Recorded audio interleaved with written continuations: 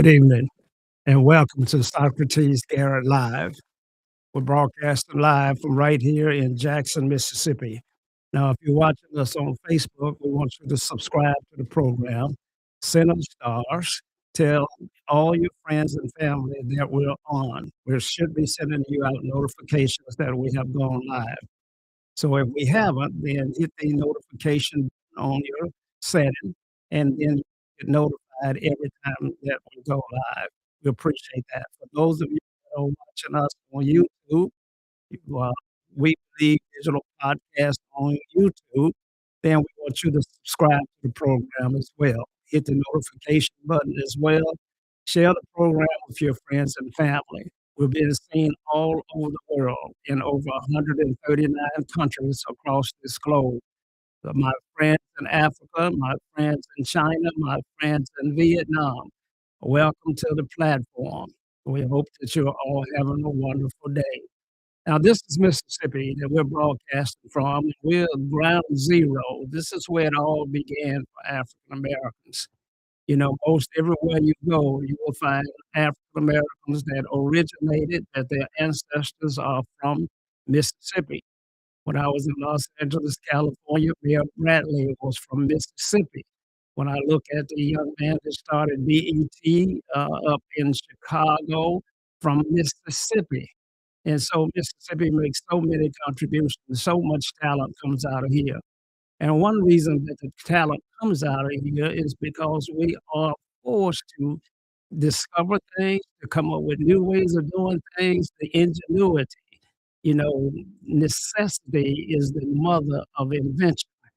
The cotton gin would have never been invented if we hadn't gotten tired of picking the cotton. And so necessity requires you to do things. And in Mississippi, we have more necessities than space. You see, we're a poor state.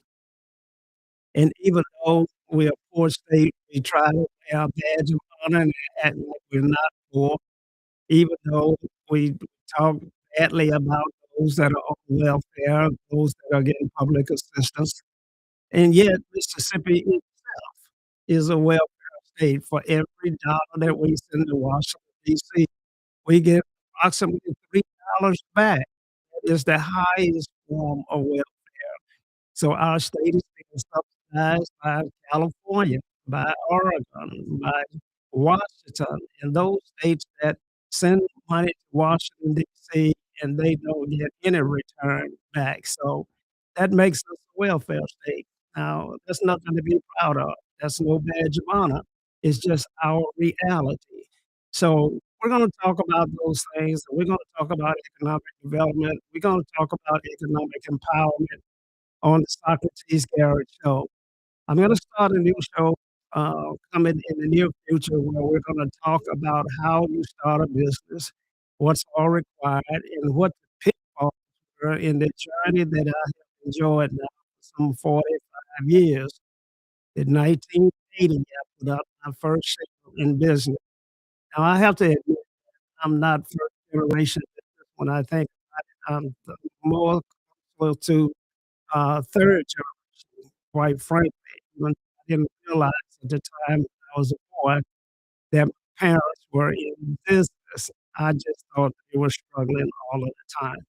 And they were struggling most of the time. My father went to the 8th grade because that's as high as schools were offered. Many people in Mississippi in the early 1960s could not graduate from high school in the area where they were located.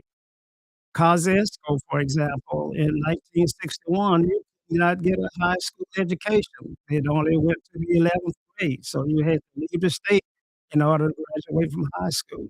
So all kinds of issues that we had to overcome. But we are proud people because we're resilient people, and we have achieved and overachieved in every step of the way. Now, we believe digital podcast studio, the number one broadcast studio in the entire country. It's African American owned and operated. We want to support your products. We want to support you in selling your goods. We want to support you in offering your services to the marketplace. Now, we're a little bit different, you know, not an analog radio station where we have certain areas that we cover. We cover the entire world. That's right. When you see what we've did on YouTube, that means that any person in the world is able to watch this show. So allow us the opportunity to help you reach your goals. Allow us to advertise your programs right here. Our rates are nominal. You know, we come out, we'll create the commercial. Quite frankly, it won't take us very long to do that. We'll let you preview the commercial, and then we'll talk about which show that commercial ought to be placed on. You know, some people are afraid that they don't want their brand tarnished in any way, and so that's why we have a variety of shows. Some of our political hardball shows may not be the exact spot for you, but then you lifestyle, maybe area that, you know, you want to focus in. You may wanna focus in religion. And we offer all of those things here at the broadcast studio. Now, I'm not gonna take much of your time today. Quite frankly, we're gonna go to a commercial break, and then right after that commercial break, we'll come back and we'll wrap up this show for today. Stay tuned. We'll be right back. Garrett Wholesale Tires and Trucking Company. We hit the ground running and leave the rest behind. Get moving with Garrett today. At Garrett Tire and Truck Company, we carry the top tire brands in the industry. Truck tires, commercial tires, passenger tires, all at wholesale prices. Whether you run one vehicle or an entire fleet, we keep you rolling longer with durability, performance, and unbeatable value. Why pay retail when you can buy wholesale? Garrett Wholesale Tires and Trucking Company. Top brands, wholesale prices, built for the road.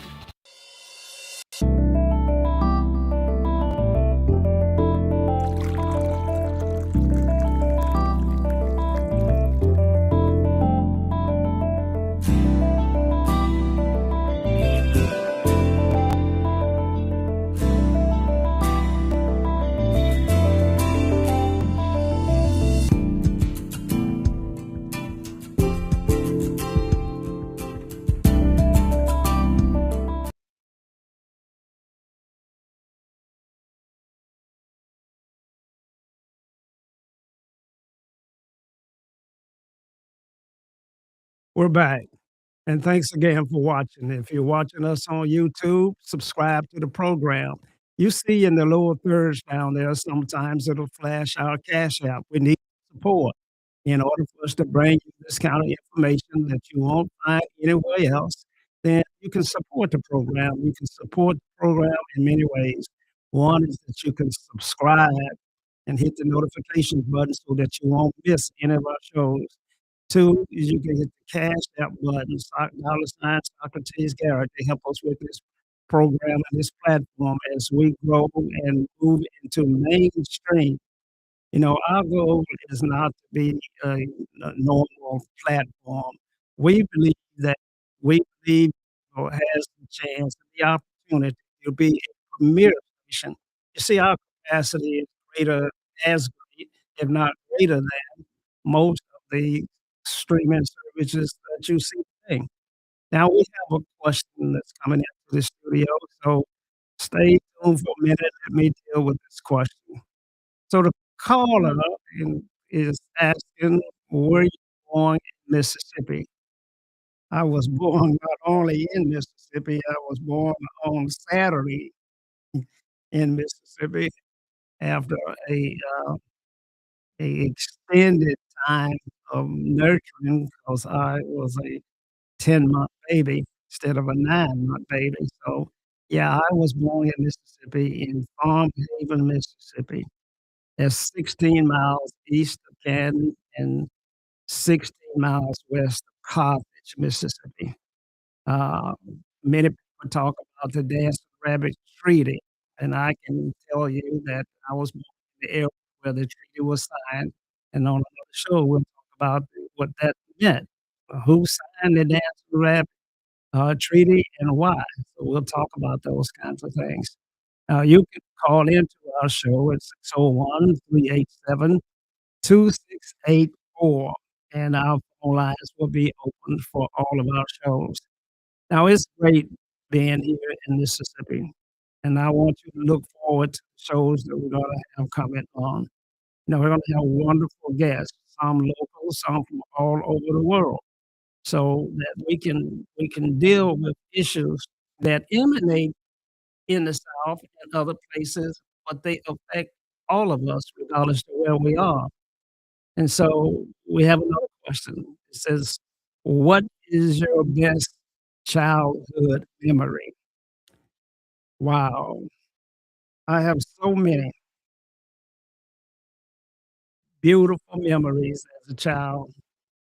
I it's difficult for me to say what my very best was, so let me just give you a few of those that I consider, memorable.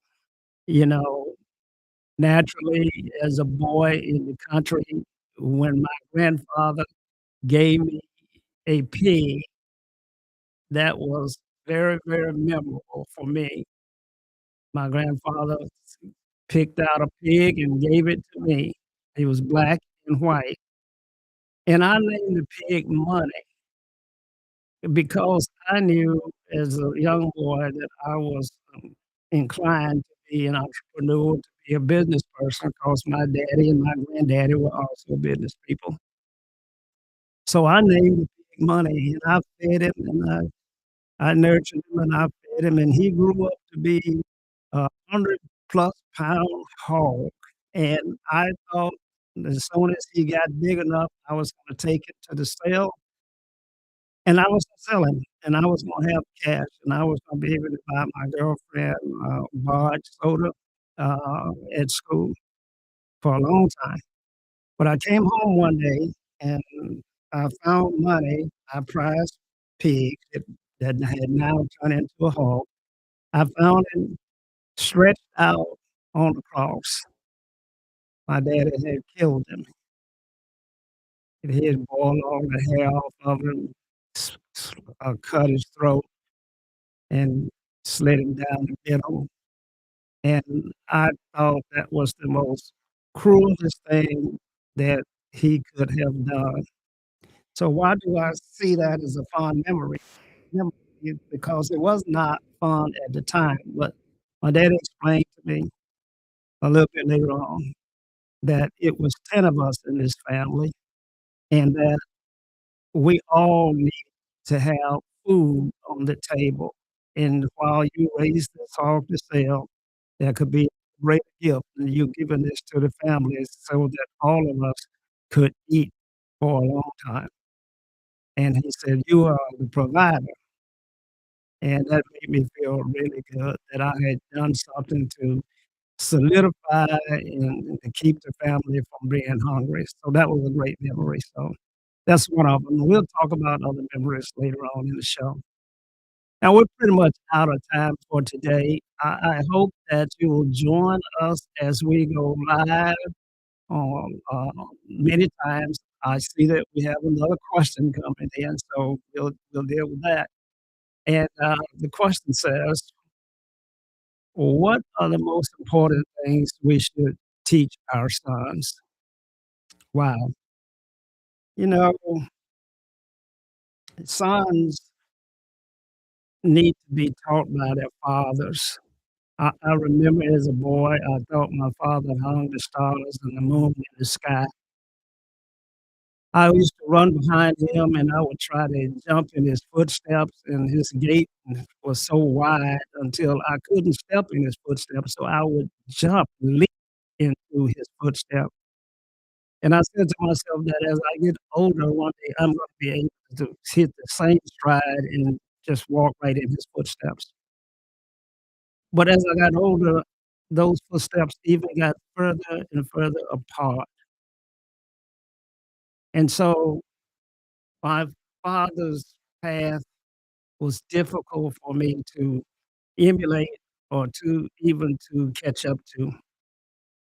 But I love that and that he was teaching me in many ways. A man teaches a son that he must provide. He must provide safety, security, shelter, food, and those things are his number one priorities in life. It's stories that we tell that if you're in the lake with your wife and baby, and the boat develops a hole in it, and you realize that only 2 people are gonna be able to get to the shore alive. We teach our sons that they should volunteer to be the one that stays behind and drowns. That's the kind of commitment that we teach them to the family. We teach them that when danger comes, we don't run from it, we run toward it. We teach them to honor our women, protect our children, be a great provider, to stay focused. So those are the things that we talk to our children about. So I, didn't think we were gonna be on this long, but the questions keep coming in, so we'll go with them as best we can. Says, "How can I provide for my family if the job pay is low?" Well, I remember as a boy, of course, I had been taught on the farm how to work. So I remember as a boy that I was making, uh, $8 an hour or something like that. I was working at Inland Steel Mill in Gary, Indiana, a summer job as I would leave Alcorn State in the summer. And I realized that I needed more money. So instead of me working 8 hours a day, I worked 16 hours a day. And then I said to myself that I'll now make $16 an hour instead of 8 because my check represented the value of $16 an hour. Now, just think about it. You have 24 hours in a day. You only need 8 of those for sleep, and some of us don't need that much sleep. So the rest of the time is available for you to work. So if your pay is low, double up on your hours until you can find something better. When I was in the Army, my pay was $79 a month, but when I came out of the Army in the evenings, my new bride handed me a lunch bill, and I got in the taxi cab. I drove taxis all night until it was time for me to come back to the house and try to get 4 or 5 hours sleep and be back in the Army that morning. So if your pay is low, double up on the hours until you can find a better job. Get an education, stay in school, find a field that you're happy with, that you enjoy doing, and you will never have worked a day in your life. These things are important. Now, since we don't have any more questions and it's time for me to go to the next stop, uh, I want y'all to stay safe, subscribe, promote, and share this platform. Will make all of the difference in the future. Stay safe and good evening.